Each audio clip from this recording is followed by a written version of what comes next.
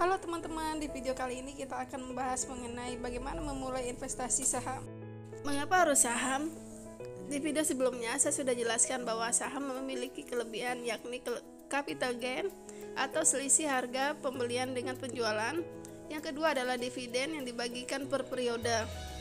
Nah, ada yang lebih menariknya, investasi saham ini tidak membutuhkan dana yang cukup besar. Kita bisa memulainya dengan uang 1 juta, 2 juta, atau dan seterusnya.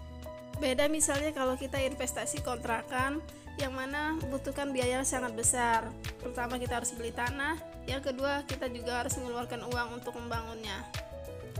Bagaimana dengan emas? Emas menarik karena tahan inflasi, tetapi untuk jangka pendek itu tidak menguntungkan. Pada video berikutnya saya akan membahas mengenai investasi emas. Begitu juga dengan reksadana, saya akan membahas mengenai reksadana pada video berikutnya. Kita fokus pada saham. Bagaimana memulainya? Setelah download aplikasi, kemudian diinstal di HP. Setelah melakukan pendaftaran dan di-approve, kita akan membahas mengenai berapa minimal uang yang harus didepositkan di dalam perusahaan sekuritas ini. Nah, setelah kita mendapatkan rekening dana investor, kemudian kita harus menyetorkan deposit awal pada perusahaan sekuritas. Contohnya di BNI Sekuritas itu minimal deposit awal adalah 1 juta. Perusahaan sekuritas lainnya yakni Mandiri Sekuritas, yang mana deposit awalnya 10 juta untuk nasabah umum dan 5 juta untuk nasabah mahasiswa. Perusahaan lainnya yakni RHB Tradesmart, yang mana hanya membutuhkan Rp100.000 untuk deposit awalnya. Kemudian untuk Mirai Aset Sekuritas Indonesia membutuhkan dana sebesar Rp3 juta untuk deposit awal. Dan lainnya yakni Indo Primer Sekuritas tidak membutuhkan dana deposit. Jadi kita kalau mau transaksi aja baru kita transfer ke rekening dana investor kita.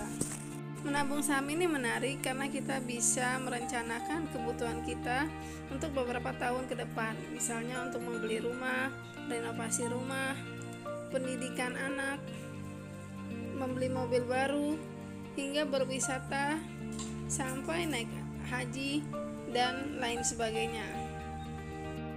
Bahkan kita bisa merencanakan pensiun kita mulai dari saat ini dengan menabung saham. Ini saya berikan contohnya, saya menggunakan aplikasi yang disediakan oleh BCA Sekuritas. Contohnya kita ingin menabung dalam 1 bulan itu sekitar Rp2 juta.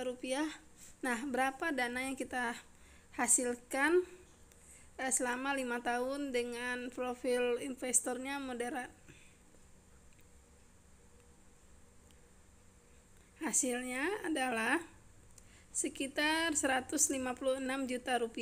Lalu kita coba sebaliknya. Misalnya kita membutuhkan dana Rp100 juta untuk 5 tahun ke depan. Nah, berapa yang mesti kita sisihkan setiap bulannya? Kita lihat hasilnya dari kalkulator ini, yakni sekitar Rp1,26 juta. Oke teman-teman, sekian video saya kali ini. Terima kasih sudah menonton. Sampai jumpa lagi di video berikutnya. Dah.